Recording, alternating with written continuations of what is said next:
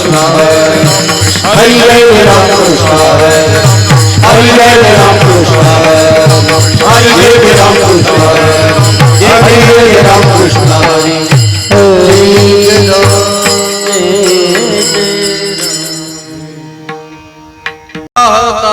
लोचने रूप पाहता लोचनी रूप पाहता लोचने रूप पाहता लोचने रूप पाहता लोचनी रूप पाहता लोचनी रूप पाहता लोचने रूप पाहता लोचने सुख झाले हो साजनी सुख झाले हो साजनी साजनी तो हा विठ्ठल गरबा तो हा विठ्ठल गरबा सुख झाले हो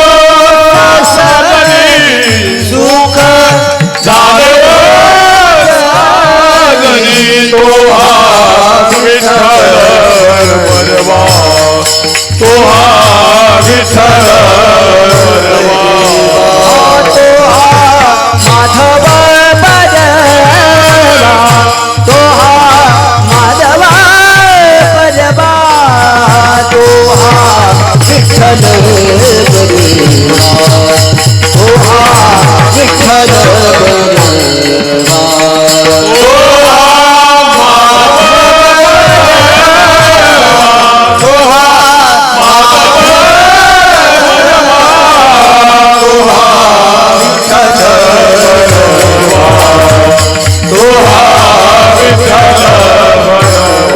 बहुता सुकृताची जोडी बहुता सुकृताची जोडी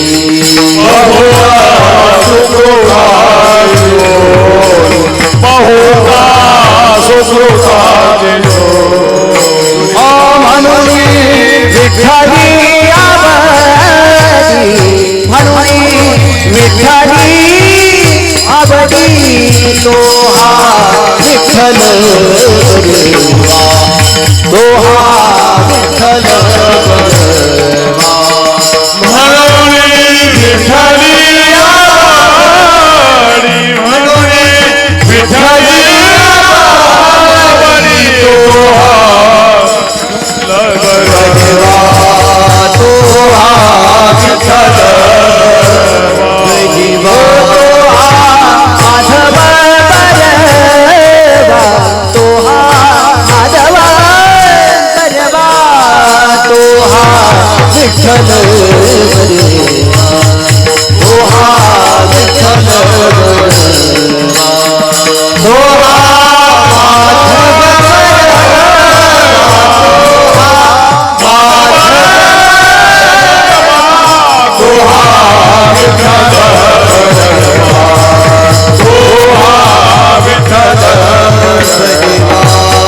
सर्व सुखाचे सर्व सुखाचे सर्व सुखाचे आदरे सर्व सुखाचे सर्व सुखाचे सर्व सुखाचे आदरे सर्व सुखाचे सर्व सुखाचे सर्व सुखाचे आदरे सर्व सुखाचे सर्व सुखाचे सर्व सुखाचे आदरे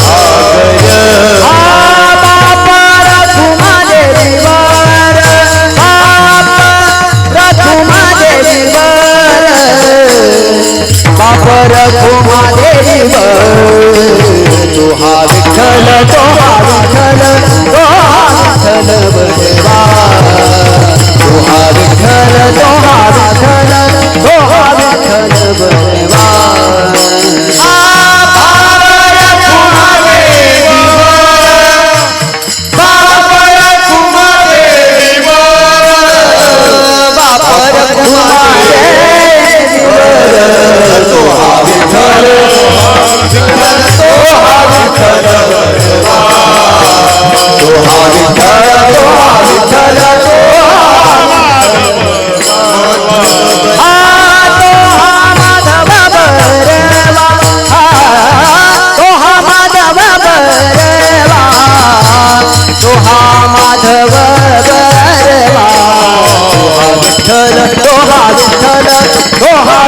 बरवा दोहा विठ्ठल ओ विठ्ठल बरवा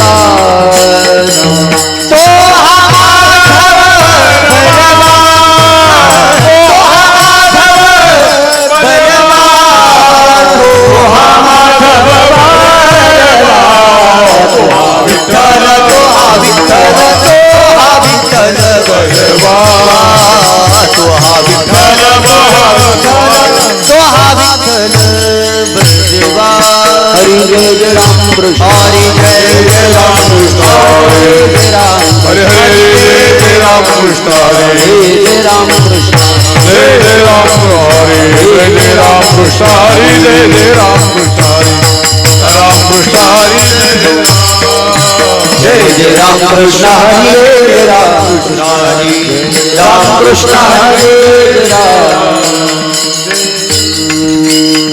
अनंत बोलिला वेदांत बोलिला अनंत बोलिला वेदांत बोलिला तुकाची शोधिला तुकाची शोधिला तुकाची शोधिला तुकाची शोधिला तुकाची शोधिला तुकाची शोधिला अनंत बोलिला वेद अनंत बोलिला अनंत बोलिला अनंत बोलिला अर्थ तुकाची बोलिला अर्थ तुकाची बोलिला अर्थ तुकाची बोलिला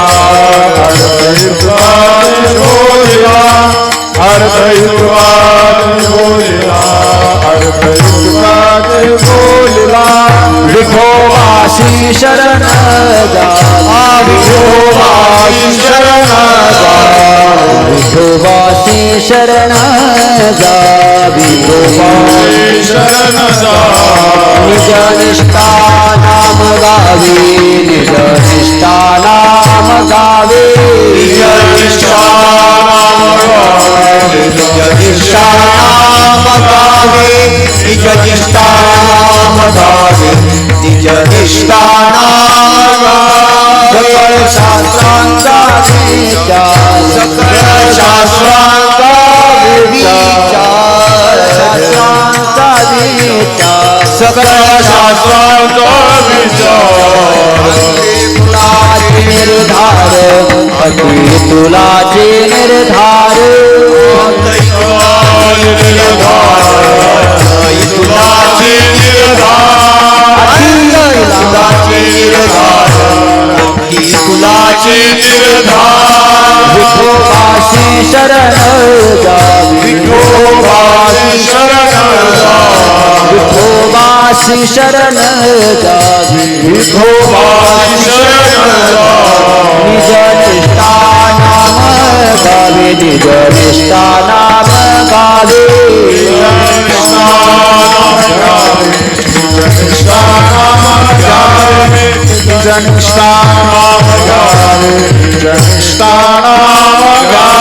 अठरा पुराणी सिद्धांत अठरा पुराणी सिद्धांत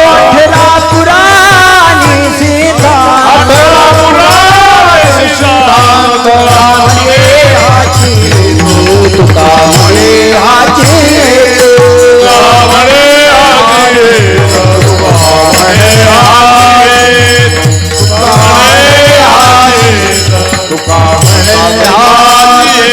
विठोबाशी शरण जावे विठोबाशी शरण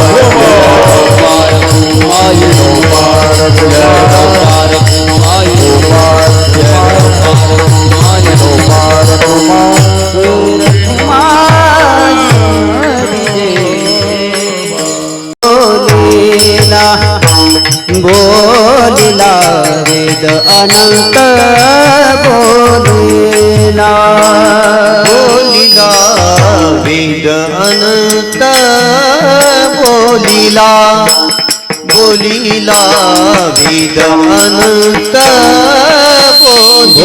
बोलिला वेद अनंत बोलिला बोलिला वेद अनंत बोलिला बोलिला वेद अनंत बोलिला बोलिला वेद अनंत बोलिला अर्थ तुकाची शोधिला अर्थ तुकाची शोधिला विठोबासी शरण जावे जावे विठोबासी शरण जावे अर्थ तुकाची शोधिला अर्थ तुकाची शोधिला शोधिला विठोबासी शरण जावे जावे विठोबासी शरण वेद अनंत बोलिला बोलिला वेद अनंत बोलिला बोलिला बोलिला वेद अनंत बोलिला अर्थ तुराची शोधिला अर्थ तुलाची शोधिला शोधिला विठोबासी शरण जावे जावे विठोबासी शरण जावे अर्थ तुकाची शोधिला अर्थ तुकाची शोधिला विठोबासी शरण जावे विठोबासी शरण जावे निष्ठा नाम गावे निज निष्ठा नाम गावे नाम गावे नाम गावे नाम गावे नाम गावे निज निज निष्ठा निज निष्ठा नाम गावे नाम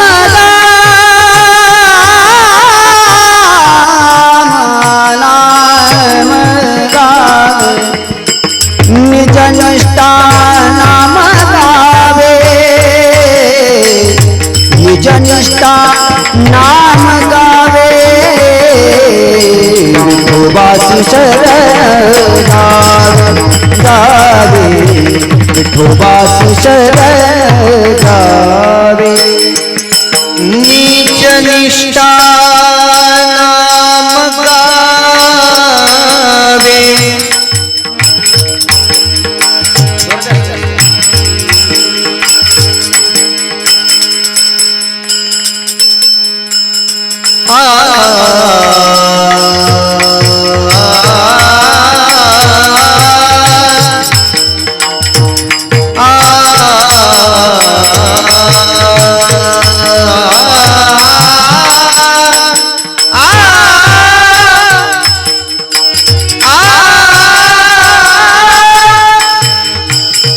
निज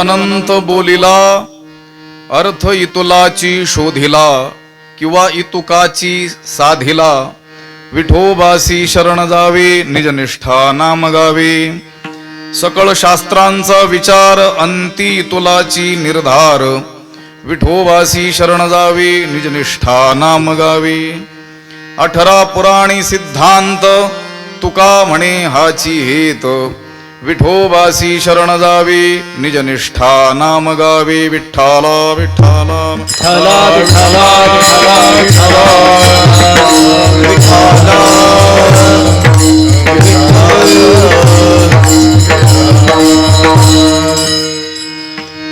श्रीकांतं कमलावरं वररुचिं श्रेष्ठं रमावल्लभं मोक्तारं कलिपङ्कमग्न जनता वृन्दस्य भक्तप्रियं गोपी गणवेष्टितं मधुरया वाण्यास्तुतं सज्जनैः तं भीमातटवासिनं प्रभुवरं श्री पांडुरंगं भजी पांडुरंगा करू प्रथम नमन पांडुरंगा करू प्रथम नमन पांडुरंगा करू प्रथम नमन पांडुरंगा करू प्रथम नमन दुसरे चरणा संतांची दुसरे चरणा संतांची दुसरे चरणा संतांची त्यांच्या कृपाने कथेचा विस्तार कृपाने कथेचा विस्तार सद्गुरु दास तुका सद्गुरु दास तुका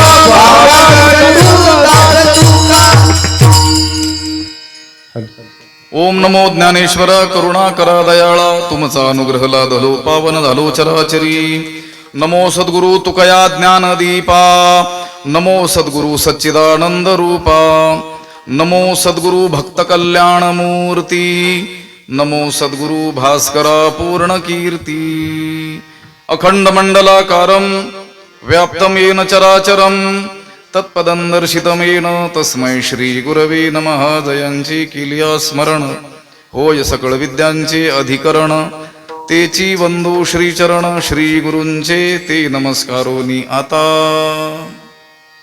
वेद अनंत बोलिला अर्थ इतुलाची शोधिला विठोबासी शरण जावे निजनिष्ठा नाम गावे प्राप्तस्थळी कीर्तन रूपी सेवेसाठी उपस्थित केलेला हा अभंग जगद्गुरु संत श्रेष्ठ वैराग्य शिरोमणी श्री तुकाराम महाराज यांचा स्थितीपर प्रकरणातील 4 चरणांचा असून या अभंगाद्वारे जगद्गुरु तुकाराम महाराज हे आपल्याला वेद समस्त शास्त्र आणि 18 ही पुराण यांचं तात्पर्य सांगत आहेत विठ्ठला विठ्ठला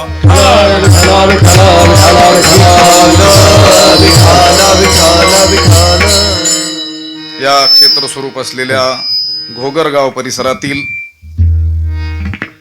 हे जे पवित्र स्थळ आहे श्री संत बहिरा जातवेद महाराजांचं समाधी स्थळ तपस्थली आहे आणि या ठिकाणी श्री नृसिंह नवरात्र निमित्तानं हा अखंड हरिनाम सप्ताह आणि ज्ञानेश्वरी पारायण आयोजित करण्यात आलेला आहे वर्ष दुसरा आहे श्री संत बहिरा जातवेद श्री क्षेत्र घोगरगाव श्री समर्थ सद्गुरू किसनगिरी बाबा ब्रह्मलीन सद्गुरू नारायणगिरीजी महाराज यांच्या कृपा आशीर्वादाने पूजनीय शांती ब्रह्मगुरुवर्य भास्कर गिरीजी महाराज यांच्या प्रेरणेने तसेच महंत स्वामी श्री प्रकाशानंद गिरीजी महाराज यांच्या मार्गदर्शनानं आणि परमपूज्य बालसन्यासी विश्वनाथ गिरीजी महाराज श्री क्षेत्र घोगरगाव यांच्या अधिपत्याखाली आणि समस्त ग्रामस्थ घोगरगाव आणि परिसरातील समस्त गुणीजन मंडळी वारकरी मंडळी यांच्या सहभागाने हा सप्ताह संपन्न होतो आहे या कार्यक्रमासाठी गावातील परिसरातील अनेक गुणीजन ज्येष्ठ वारकरी मंडळी महाराज मंडळी या ठिकाणी उपस्थित आहेत आणि सगळ्यांच्या उपस्थितीमध्ये आपल्याला आपल्या हाती असलेल्या वेळेमध्ये ही सेवा संपन्न करायची आहे तुकाराम महाराजांनी या अभंगामध्ये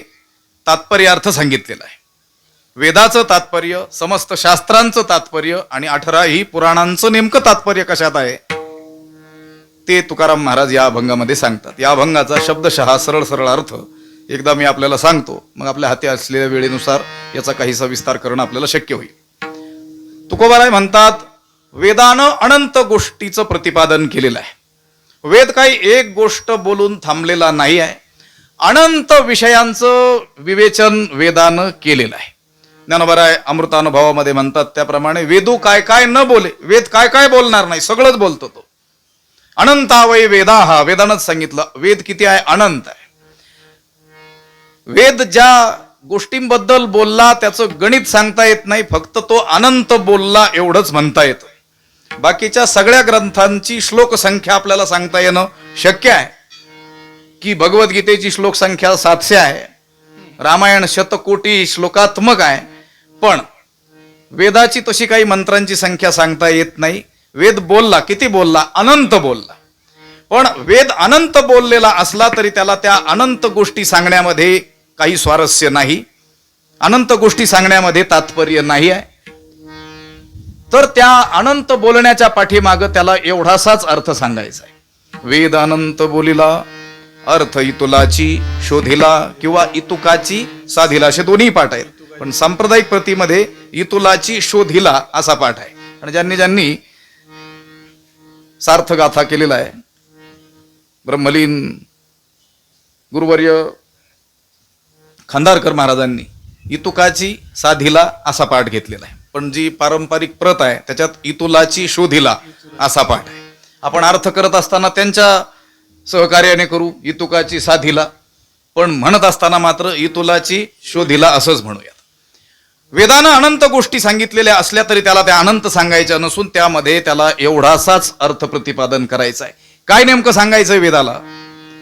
विठोबासी शरण जावी, निज निष्ठा नाम गावी, जीवानं आपलं कल्याण करून घेण्याकरिता त्या विठ्ठलाची शरणागती करावी आणि त्याचं नाम मोठ्या अंतकरणातील निष्ठापूर्वक गावं, एवढंच त्या वेदाला सगळं बोलण्याच्या पाठीमागं सांगायचंय. आणि केवळ वेदाचाच तात्पर्य अर्थ हा आहे असं नाही आहे, तर त्या वेदार्थालाच सुलभ करण्याकरिता ज्या शास्त्रांची निर्मिती भगवंतानं ऋषीमुनींकरवी केलेली आहे त्या समस्त शास्त्रांचा देखील अंततः विचार हाच आहे. सुरुवातीला ते शास्त्रकार एकमेकाच्या मताच्या विरोधी बोलताना आपल्याला आढळत असले, कुणाचं मत कुणाशी जुळताना दिसत नसलं तरी देखील अंततः शेवटी का होईना ते याच निष्कर्षाला पोहोचलेले आहेत. सकळ शास्त्रांचा विचार अंती, शेवटी का होईना अंततः अंती इतुलाची निर्धार. काय निर्धार आहे त्या शास्त्रकारांचा? विठोबासी शरण जावी, निजनिष्ठा नाम गावी. आणि ज्यांना सरळ वेदार्थही ग्रहण होत नाही, शास्त्रांची भाषा देखील ज्यांना कळत नाही, त्यांच्याकरिता तोच वेदाचा सिद्धांत त्यांना समजावून सांगण्याकरिता व्यासांनी कथांच्या माध्यमातून, पुराणांच्या माध्यमातून आपल्या समोर जे ठेवलं त्या समस्त पुराणांचा सुद्धा सिद्धांत हाच आहे. 18 पुराणी सिद्धांत तुका म्हणे हाची हेत. त्या 18 पुराणांनी वेगवेगळ्या कथा सांगितलेल्या असल्या तरी देखील त्या वेगवेगळ्या कथा सांगण्यामध्ये त्या पुराणाचं तात्पर्य नसून त्या पुराणांना देखील हेच सांगायचंय. काय सांगायचंय? विठोबासी शरण जावी, निजनिष्ठा नाम गावी, जीवानं आपलं कल्याण करून घेण्याकरिता, समस्त दुःखाचा ध्वंस करण्याकरिता त्या विठ्ठलाची शरणागती करावी आणि त्याचं नाम अंतकरणातील निष्ठापूर्वक गावं, असा या अभंगाचा शब्दशः सरळ सरळ अर्थ आहे. विठ्ठला विठ्ठला.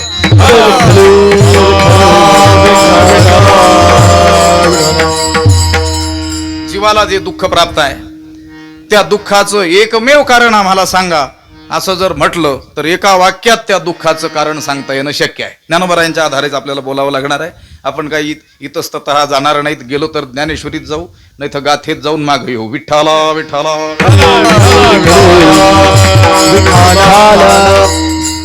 जीवाला वाटत असेल माझ्या दुःखाला हे कारण आहे ते कारण आहे, अशी वेगवेगळी कारणं अज्ञानापोटी तो सांगत असला तरी समस्त जीवांच्या दुःखाचं, मनुष्य मात्राच्या दुःखाचं एकमेव कारण आहे की तो मनुष्य काय करायचं आणि काय करू नये हे शास्त्राला विचारून करत नसल्यामुळे त्याला दुःख प्राप्त आहे. विठ्ठला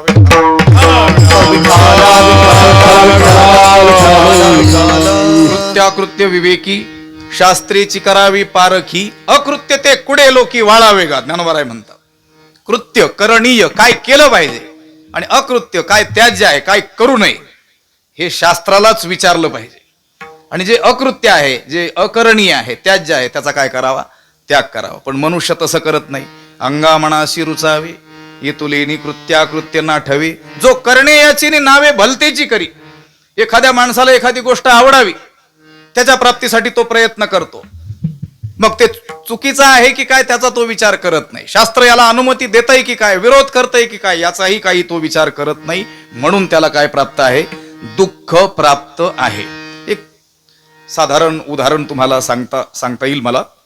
एखादी इलेक्ट्रॉनिक वस्तू बाजारातून आपण विकत आणली की तिच्यासोबत ती वस्तू विकणारा किंवा एकंदरच ती वस्तू ज्याने निर्माण केलेली आहे तो निर्माता काय करत असतो? एक पुस्तिका देत असतो, ज्याला इंग्लिशमध्ये मॅन्युअल कार्ड म्हणतात. माहिती पुस्तिका असते. ही वस्तू कशी वापरावी याची माहिती त्या पुस्तकात असते. मोबाईल सोबत सुद्धा ती पुस्तिका येते, पण आपण तिच्याकडे दुर्लक्ष करतो. आता का करतो ते इंग्लिशमध्ये लिहिलेलं असतं, त्यामुळं करतो की काय त्याची कारणं वेगळी असू शकते. पण त्या पुस्तिकेची आठवण आपल्याला होते. कधी होते? ज्यावेळेस वस्तूत बिघाड होतो त्यावेळेस. दुकानदारानं तर सांगितलेलं असतं की 3 वर्ष टिकेल, गॅरंटी दिलेली असते, पण 2 महिन्यातच बिघडते. मग त्या पुस्तकाची आठवण होते आणि मग उचकून आपण पाहतो. मग लक्षात येतं की ही वस्तू जशी हाताळायला पाहिजे होती तशी हाताळल्या गेली नाही, म्हणून काय झाला? बिघाड झाला. मला सांगा, ती जी पुस्तिका आहे, ते जे मॅन्युअल कार्ड आहे, त्याचा अभ्यास केला पाहिजे कधी? वस्तू वापरायला सुरुवात करण्याच्या पूर्वी. हे झालं उदाहरण. हे कशासाठी सांगितलं? देवानं आपल्याला केवळ जन्मच दिला असं नाही, तर हा अमूल्य नरदेह आपल्याला देत असतानाच हा कसा वापरावा याची माहिती ज्याच्यात आहे असे मॅन्युअल कार्ड सुद्धा दिलेले आहेत. कोणते आहेत ते मॅन्युअल कार्ड? कोणत्या आहेत माहिती पुस्तिका? ते आहेत वेद, शास्त्र, पुराण आणि संतवाणी. विठ्ठला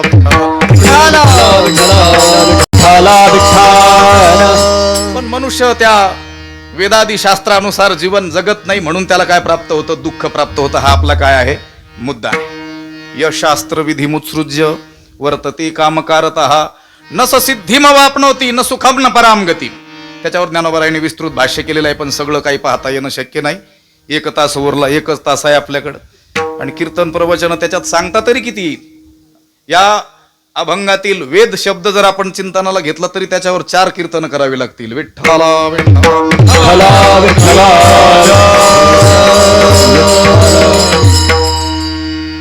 त्याच्यावर ज्ञानोबारायांनी भाष्य केलं. जो जगी समान सकृपू हिताहित दाविता दीपू तो अमान्य केला बापू वेदुजेने. जो जगी समान सकृपू, जो जगावरती समान काय करतोय? कृपा करतोय. हिताहित दाविता दीपू, जीवाचं हित कशात आहे, जीवाचं अहित कशात आहे हे दाखवणारा जो दीप आहे तो वेद, तो बाप असलेला वेद या जीवानं काय केलं? अमान्य केलं. त्याला मानलंच नाही. त्याच्याकडं काय केलं? सपशेल दुर्लक्ष केलं. म्हणून काय प्राप्त आहे? दुःख प्राप्त आहे. तिथं अनेक उभ्या आहेत. आणखी एक उभी मला सांगून पुढे जायचंय. एवं परत्रणा स्वर्गू ना ऐहिकही विषय भोगू तेथ केवता प्रसंगू मोक्षाचा. तो ज्ञानोबाराय म्हणतात, जो शास्त्र विधीचं उल्लंघन करतो, काय करावं आणि काय करू नये हे शास्त्रानुसार जीवन जगत नाही, त्याला परलोक तर मिळणार नाहीच. ना स्वर्गू, स्वर्गालाही तो जाणार नाही. ना ऐहिकही विषय भोगू. माझ्या बोलण्याकडे लक्ष असेल तर थोडंसं काहीतरी कळेल.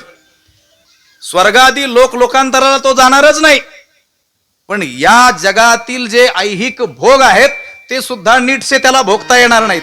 मग अशी जर स्थिती असेल तर तेथ केवता प्रसंगू मोक्षाचा. तो मग मोक्ष काय त्याच्या नानाने ठेवला का? विठ्ठला म्हणून काय करावं लागेल? जीवन शास्त्रानुसार जगावं लागेल, वेदानुसार जगावं लागेल. तस्मात् शास्त्रम प्रमाणन्ते कार्याकार्य व्यवस्थितौ ज्ञात्वा शास्त्र विधानोक्तम कर्म कर्तुमिहार्हसि. तस्मात् म्हणून शास्त्रम प्रमाणन्ते, शास्त्रच काय असलं पाहिजे? प्रमाण असलं पाहिजे. या कारणे पै बापा जयाथी आपुली कृपा तेने वेदाची निरोपा आनन कीजी. याच्यावर मोठं भाष्य आहे. 5-6 ओव्या चिंतनीय आहेत. त्या ओव्यांचं चिंतन केल्याशिवाय या अभंगात प्रवेशच होऊ शकणार नाही. भगवंत म्हणतात ज्ञानोबारायांच्या मुखातून, या कारणे पै बाप्पा. हे बाप्पा अर्जुना, देव त्या अर्जुनाला म्हणतो, हे बाप्पा जयाथी आपुली कृपा, ज्याला वाटतं ना आपल्यावर आत्मकृपा व्हावी, तेने वेदाची या निरोपा आन न कीजे, त्यानं त्या वेदाच्या निरोपाकडं दुर्लक्ष करू नये, कानाडोळा करू नये. कारण वेद म्हणजे देवाने मानवाला पाठवलेला काय आहे? निरोप आहे. तुकोबाराय देखील स्वतःच्या वाङ्मयाबद्दल किंवा त्यांच्या वाणीबद्दल बोलताना काय म्हणतात? तुका म्हणे मज धाडिले निरोपा मार्ग हा सोपा सुखरूप. तुकोबाराय म्हणतात, मी जे काही बोलतो ते सगळं देवाचा काय आहे? जीवाला निरोप आहे. वेद आदी शास्त्र म्हणजे देवानं जीवाला पाठवलेला निरोप आहे. ज्याला वाटतं आपल्यावर आत्मकृपा व्हावी त्या जीवानं वेदादी जे शास्त्रे आहेत की जो देवानं पाठवलेला निरोप आहे त्याच्याकडे दुर्लक्ष करू नये. विठ्ठल हरे विठ्ठला विठ्ठला विठ्ठला. मग काय करावं? तर प्रत्येक कृती ही त्या वेदाला विचारून करावी. त्याने काय होईल? सहजच आत्मकल्याण होऊन जाईल. ज्ञानोबारायांनी याच्या पुढे 3 ओव्यांमध्ये 3 वेगवेगळे दृष्टांत दिलेले आहेत. पतीची या मता अनुसरोणी पतिव्रता अनायासे आत्महिता भेटेची ते. पतिव्रता माऊली, तिला तिचा उद्धार करून घेण्याकरिता अन्य साधनांची खटपट करण्याची कोणतीच आवश्यकता नाही. तिनं काय करायचं? फक्त पतीची या मता अनुसरोणी त्या पतीच्या मनोगताप्रमाणे वागायचं. तुकोबारायांनी देखील सांगितलेलं आहे, हेची विष्णूची महापूजा पितृवचन सेवा. पतीची सेवा हीच त्या पतिव्रता माऊलीसाठी विष्णूची महापूजा आहे. विठ्ठला ज्याप्रमाणे ती पतिव्रता माऊली आपल्या कल्याणाकरिता दुसरं कोणतंही साधन न करता केवळ त्या पतीची सेवा करते आणि अनायासे आत्महिता भेटेची ते. आणि अनायासे सहजच आत्मकल्याणाला काय होते? प्राप्त होते. हे झालंय उदाहरण. हे कशासाठी सांगितलं? त्याचप्रमाणे जीवानं दुसरं काही न करता त्या वेदादी शास्त्रांप्रती श्रद्धा ठेवावी आणि त्याने सांगितलं तसं वागावं. आपोआप कल्याण होईल. विठ्ठला पुढे दृष्टांत दिला. ना तरी श्री गुरु वचना दिठी देतू जतना शिष्यात्म भुवना माझी पैसे. जो सत्शिष्य असतो, गुरु भक्त जो असतो, त्यानं आता आपल्या उद्धाराकरता दुसरी काही खटपट करण्याची गरज नाही. श्रीगुरूंची प्राप्ती त्याला झालेली आहे. संतांची प्राप्ती आता जीवनात त्याला झालेली आहे. आता त्याने काहीच करायचं नाही. फक्त काय करायचं? ते सांगतील तसं करायचं. ना तरी श्री गुरु वचना दिठी देतू जतना. त्याने काय होईल? शिष्य आत्मभुवना माझी पैसे. श्री गुरु भेटेपर्यंतच काय उपासना आदी करायच्या त्या कराव्या लागतात. त्या पुण्यबळानं श्री गुरूंची काय होत असते? प्राप्ती होते. श्री गुरु भेटीनंतर आता कोणतीही खटपट करायची गरज नाही. तुकोबारायांनी एका ठिकाणी सांगितलेलं आहे, पडोनी राहीन तये ठाई. पडोनी राहीन तये ठाई पडोनी राहीन तये ठाई. राहीन तये ठाई पडोनी राहीन तये ठाई. पाच संतांचे पाये उगाच संतांचे पायी. मागे न करे काही, मागे न करे काही. आवग में न करे काही. मागे न करे काही. गावी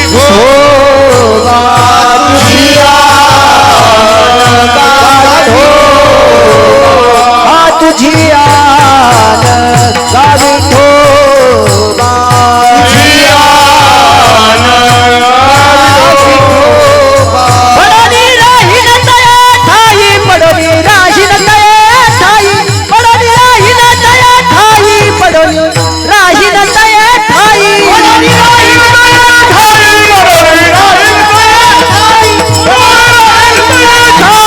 काय करावं? त्या साधकानं पडून राहीन तये ठाई. त्या संतांजवळ पडून राहावं.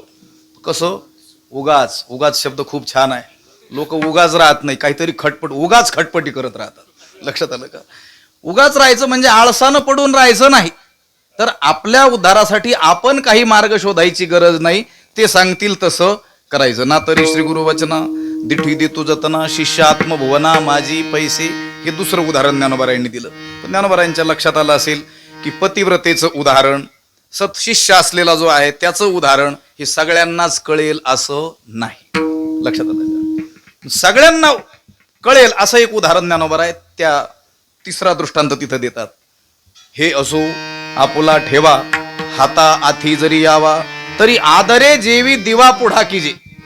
आपलीच वस्तू आपल्याच घरात ठेवलेली आपल्याला सापडत नाही आहे, कारण घरात अंधार आहे. ती वस्तू आपल्याला प्राप्त व्हावी यासाठी मनुष्य काय करतो? दिवा घेतो, तो पुढे धरतो आणि त्या दिव्याच्या उजाडात काय करतो? मार्गक्रमण करतो. आदरे जेवी दिवा. पुढा कीजे, त्या आदरपूर्वक त्या दिव्याला काय करतो, पुढं करतो आणि त्याच्या प्रकाशात काय करतो, त्या वस्तूपर्यंत जातो. हे झाले उदाहरण. आता सिद्धांत ज्ञानोबा सांगतात, तैसे अशेषाही पुरुषार्था, जो गोसावी हो म्हणे पार्था, तेने श्रुती स्मृती माथा बैसने गापे. तिथल्याच ओव्या सांगतोय मी, तिथून हल्लेलो नाही आहे अजून. 6-7 ओव्या आपल्याला सांगणं काय आहे, क्रमप्राप्त आहे. अगदी त्याच पद्धतीनं या दृष्टांतात सांगितल्यानुसार ज्याला वाटतं समस्त पुरुषार्थाचा आपण स्वामी व्हावं, त्यानं काय करावं, श्रुती म्हणजे वेद आणि स्मृती म्हणजे वेदाचं अनुसरण करणारे जे शास्त्र आहेत त्यांना काय करावं, मस्तकावर धारण करावं. म्हणजे त्याच्या आज्ञा काय कराव्यात, शिरोधार्य मानाव्यात. किती आज्ञा पालन करावी त्या वेदाची, तिथंच पुढची ओवी आहे. शास्त्र म्हणेल जे सांडावे, ते राज्य ही तृण मानावे, जे घेववी ते न म्हणावे, विषयी किंवा विरुद्ध असे दोन्ही पाठ आहे. शास्त्रानं जर सांगितलं, वेदानं जर सांगितलं, हे राजा तुला प्राप्त असलेलं हे राज्य याच क्षणाला त्याचा काय कर, त्याग कर, तर कोणताही मागचा पुढचा विचार न करता शास्त्र आपल्या कल्याणासाठी हे सांगत असल्यामुळं हे त्याग करण्यामध्ये आपलं कल्याण आहे हे जाणून काय करावं, त्या राज्याचा त्याग करावा. आणि जे घेववी ते न म्हणावे, विषयी आणि शास्त्राने जर सांगितलं हे विष घे, तर असं म्हणू नये की हे जीवाच्या विरुद्ध आहे, माझा जीव हे विष पिल्याने जाईल. पण शास्त्र सांगतंय ना, नक्की यामध्ये माझं काहीतरी कल्याण असलं पाहिजे. आणि कोणताही मागचा पुढचा विचार न करता काय प्यावं, विष प्यावं. आता शास्त्र इतकं कठोर काय आज्ञा देणार नाही, पण एवढ्या कठोर आज्ञा दिल्या तरी पालन केल्या पाहिजेत हे सांगायचंय. पुढं ज्ञानोबा म्हणतात, ऐसिया वेदैक निष्ठा, अशा रीतीची वेदनिष्ठा ज्याच्या जीवनात आलेली आहे. ऐसिया वेदैक निष्ठा, जालिया जरी सुभटा, तरी के आहे अनिष्ठा भेटणे गा. ज्ञानोबा म्हणतात की अशा रीतीची वेदनिष्ठा, इतकी वेदावर निष्ठा की वेद सांगेल तेच तो करतो, अशी ज्याच्या जीवनामध्ये उतरलेली आहे, त्याचं अनिष्ट कोण करू शकेल. विठ्ठला विठ्ठला विठ्ठला. आणि आता एक ओवी येते की ज्या ओवीकडे मला तुम्हाला घेऊन जायचंय. सगळ्याच्या पाठ असते, कीर्तनकार सांगत असतात. पै अहिता पासोनी काढिती, हित देऊनी वाढविती, नाही श्रुती परवती, माऊली जगा वेदासारखी दुसरी आई या जगामध्ये नाही. कोण म्हणतंय, जे स्वतः विश्व माऊली आहेत. ज्ञानराज माझी योग्यांची माऊली किंवा वेदशास्त्रे देती ग्वाही, म्हणती ज्ञानाबाई आई. जे जगाची आई आहेत ते ज्ञानोबा म्हणतात, वेदासारखी दुसरी आई जगात नाही. का बरं, पै अहितापासून काढिती, ज्यामध्ये जीवाचं अहित आहे, अकल्याण आहे, सर्वनाश होणार आहे, त्यापासून ती वेद माऊली त्या जीवाला काय करते, बाजूला काढते. भीती दाखवून, पापाची भीती दाखवून, सर्वनाशाची भीती दाखवून काय करते, त्याला बाजूला काढते. हित देऊनी वाढविती, आणि ज्यामध्ये त्या जीवाचं कल्याण होणार आहे, हित होणार आहे, त्या मार्गावरती त्याला काय करत असते, पुढे जाण्याला बळ देत असते. प्रसंगी लोभाचं आमिष दाखवून सुद्धा सन्मार्गाला त्याला काय करत असते, प्रवृत्त करत असते. वेदासारखी दुसरी जगामध्ये आई नाही आहे. केवळ ज्ञानोबारायांनीच वेदाला आई म्हटलेलं आहे असं नाही. ज्ञानोबाराय ज्यांचं अनुसरण करतात, भाष्यकारा ते वाट पुसतू, त्या भगवान भाष्यकार शंकराचार्यांनी देखील वेदाला काय म्हटलेलं आहे, आई म्हटलेलं आहे. आणि वेद का आई आहे या अर्ध्या श्लोकामध्ये दृष्टांत दिला आणि अर्ध्या श्लोकात सिद्धांत सांगितलेला आहे. मी बोललेलं लक्षात येत आहे का? पण हे आमचं कीर्तन हे असंच असतं. नाही तर तुम्ही म्हणाल काय चाललंय कोणास ठाऊक. लक्षात आलं का? आता तुम्ही काही म्हटले तरी मी असंच बोलणार. विठ्ठला अलीकडं झालंय काय, कीर्तनाकडे सुद्धा लोक कोण